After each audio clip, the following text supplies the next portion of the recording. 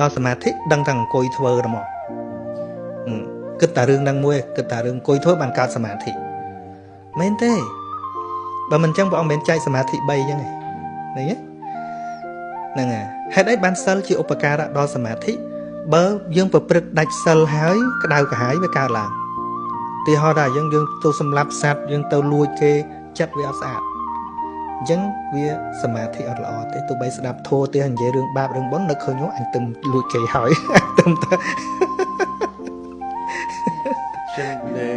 មូលហេតុមកពីយើងមិនយល់ថាសមាធិនឹងស្អីត្រូវហើយអញ្ចឹងបានថាត្រូវជាតែយល់ខុសតែតទៅសមាធិយល់ត្រូវហើយត្រូវហើយពិតកាសមាធិនឹងគឺថាអារម្មណ៍ពេល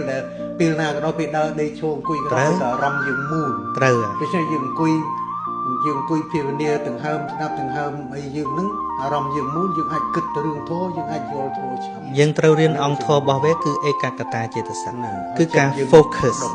ទៅលើអីមួយហ្នឹងហើយត្រូវហ្នឹងហើយពេលញ៉ាំបាយដឹងថាយើងញ៉ាំប៉ុណ្ណាគុំញ៉ាំ